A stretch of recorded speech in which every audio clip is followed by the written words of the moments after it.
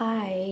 இன்றைக்கி நம்ம பார்க்க போகிறது உருளைக்கிழங்கு பட்டாணி மசால் தான். இதுக்கு நம்ம என்ன செய்யணும்னா, வெங்காயம், தக்காளி, இஞ்சி, பூண்டு எல்லாத்தையும் நல்லா பேஸ்ட் மாதிரி அரைச்சிக்கணும். கொஞ்சம் சின்ன வெங்காயத்தை எடுத்து நறுக்கி வச்சுக்கலாம். அதுக்கப்புறம் பார்த்திங்கன்னா, ஒரு வாணலை வச்சு அந்த வாணலில் எண்ணெயை ஊற்றி, இன்றைக்கி நான் ஏற்கனவே யூஸ் பண்ண எண்ணெய் இது.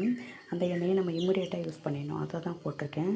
அடுத்தது கடுகு, உளுத்தம்பருப்பு, ஜீரகம் போட்டு தாளிப்பு பண்ணணும். கருவேப்பிலை போட்டு தாளிக்கணும். பச்சை மிளகாய் போட்டுக்கலாம்.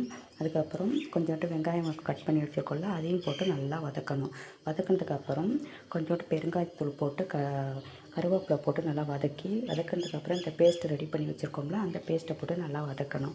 அதை வதக்கினதுக்கப்புறம் நம்ம உருளைக்கிழங்கு பொடிசாக கட் பண்ணி வச்சுக்கணும். அதையும் பட்டாணியும் போட்டு நல்லா வதக்க வேண்டியதுதான். வதக்கினதுக்கப்புறம் தேவையான அளவு மிளகாத்தூள், மல்லித்தூள், மிக்சடு மல்லித்தூள் போட்டு கொஞ்சம் மஞ்சத்தூள் போடலன்னா போட்டுக்கலாம். போட்டு நல்லா வதக்கி தேவையான அளவு சால்ட்டு போட்டு நல்லா வதக்கி, இப்போ நம்ம கட் பண்ணி வச்சுருக்கோம்ல, அதையும் போட்டு நம்ம உருளைக்கிழங்கு, அதுக்கப்புறம் பட்டாணி எல்லாத்தையும் போட்டு நல்லா வதக்கணும். வதக்கி தேவையான அளவு தண்ணி ஊற்றி நல்லா வேக வைக்கணும்.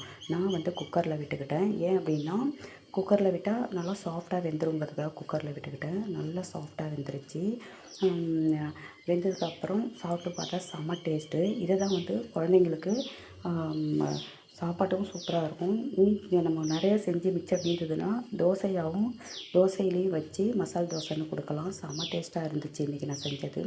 பார்த்திங்கன்னா, இன்றைக்கி நான் முருங்கைக்காய் சாம்பார் வச்சுருந்தேன். இந்த மசால் ப்ளஸ் மாம்பழம் வச்சுக்கிட்டேன். காம்பினேஷன் பக்காவாக இருந்துச்சு. நீங்களும் இந்த காம்பினேஷனில் சாப்பிட்டு பாருங்கள். செம்ம டேஸ்ட்டாக இருக்கும். இன்றைக்கி நான் செஞ்சது ரொம்பவுமே டேஸ்ட்டாக இருந்தது. இது பார்த்திங்கன்னா, இந்த போல் நீங்களும் செஞ்சு பாருங்கள். இதுக்கு முந்தின வீடியோவில் மசால் தோசை எப்படி பண்ணுறது அப்படின்னு பார்த்துருக்கேன். ஒன்றுமே இல்லை, இந்த மசாலா வச்சு தான் நான் செஞ்சுருக்கேன்.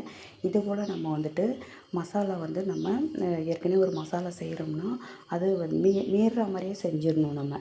அப்போ நைட்டு குழந்தைங்க காய்கறி சாப்பிடாத குழந்தைங்களுக்கு இந்த மசாலா வச்சு நம்ம கொடுக்குறப்ப சூப்பராக சாப்பிடுங்க. இந்த வீடியோ பிடிச்சிருந்தால் லைக் பண்ணுங்கள், ஷேர் பண்ணுங்கள், சப்ஸ்கிரைப் பண்ணுங்கள். தேங்க்யூ.